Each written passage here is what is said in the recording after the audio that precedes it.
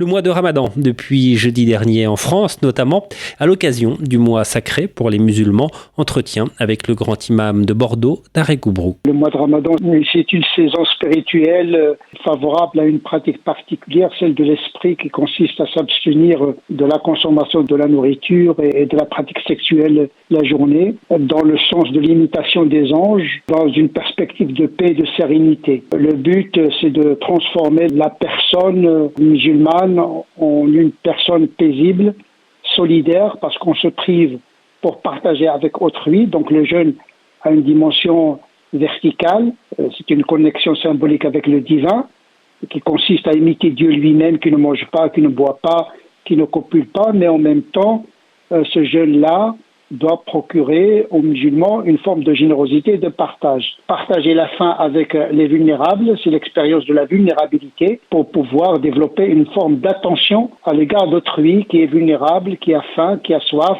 Et donc, c'est une dimension très importante. C'est un mois de paix, de recueillement, de prière, mais également de production. Il ne s'agit pas de jeûner pour s'affranchir de ses devoirs professionnels. Le musulman, lorsqu'il est malade, lorsqu'il est faible, il a une dérogation de ne pas jeûner et de rattraper sa journée. Parce que le but du jeûne, ce n'est pas mortifier et d'affaiblir le corps, mais de donner une forme de force volontaire, d'aiguiser la volonté pour être totalement dans la cité. Il ne s'agit pas de chercher une excuse du jeûne pour s'affranchir de ses devoirs. Donc, au contraire, le jeûne doit être un facteur également économique et qui ne porte pas préjudice ni à la santé physique ni à la santé économique de la nation. Donc le jeûne a une portée sociale qui doit être conservée. Il ne s'agit pas d'une pratique comme ça absurde. Jeûner pour jeûner n'a aucun sens. Ça doit être une pratique et qui bénéficie à celui qui la pratique. C'est une thérapie, c'est une résistance contre la consommation à outrance.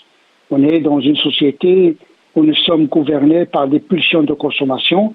Le jeûne vient pour modérer justement cette nature de consommation. Donc c'est une expérience de la modération des instincts. Et donc il ne s'agit pas d'une privation pour la privation. Il ne s'agit pas non plus de transformer la nuit en ramdam. Le ramadan, c'est pas le ramdam la nuit. Il faut une hygiène dans la pratique. Il faut un sommeil régulier.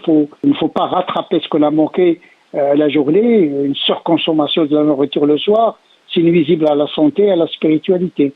Et donc effectivement, il y a un art du jeûne que malheureusement beaucoup de musulmans ne respectent pas. C'est un mois propice au dialogue interreligieux, notamment lors des iftars. Oui, c'est une portée interconvictionnelle du jeûne, c'est la rencontre de l'autre également, partager la table, c'est un moment de convivialité, donc c'est très important de rencontrer l'autre, de dialoguer avec l'autre. Il y a une portée d'altérité justement du jeûne. Il ne s'agit pas de s'isoler de la société, au contraire de rencontrer l'autre. C'est aussi une occasion de dialogue interreligieux et interconvictionnel de façon plus large. Un mois de Ramadan qui se déroule cette année dans un contexte social particulièrement tendu en France. Oui, la pratique du jeûne est une pratique d'apaisement.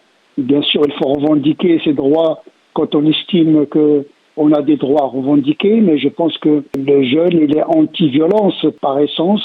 L'islam, en tout cas, la pratique du jeûne est antinomique à la violence symbolique et physique, raison de plus.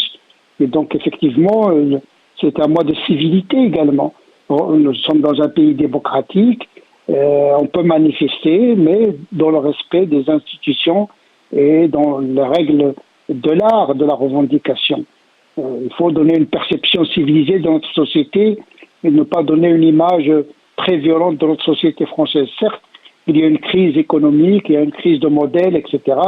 Mais pour le croyant que je suis et pour le cas des musulmans qui jeûnent sereinement, ça ne doit pas être une pratique qui est récupérée par des considérations politiques, notamment des revendications violentes. Bien sûr, il faut revendiquer. Nous traversons une crise identitaire, sociale et économique. Je pense qu'une religion, elle vient pour accompagner les transitions dans la sérénité, la paix et non pas dans la violence. Vous avez souligné que ce mois était propice au dialogue interreligieux. Estimez-vous que l'islam gagnerait à être mieux connu? Je pense que l'islam souffre d'une image très négative vu les comportements et les discours d'un certain nombre de ses fidèles. L'islam a toujours été, au cours de l'histoire, un facteur de civilisation. Bien sûr, c'est une religion qui est portée par des hommes et des femmes. C'est de la qualité de ces hommes et de ces femmes dont dépend la qualité de cet islam. Donc, il faut travailler sur l'humain parce que c'est l'humain qui est la matière première d'une religion. Et donc, il ne s'agit pas de parler d'un islam dans le ciel. Il est incarné dans des musulmans qui sont traversés par les mêmes craintes que le reste de leurs concitoyens. Il y a une incertitude existentielle dont souffrent également les musulmans, une crise d'identité dont souffrent également les musulmans, donc ils ne sont pas en dehors de la société.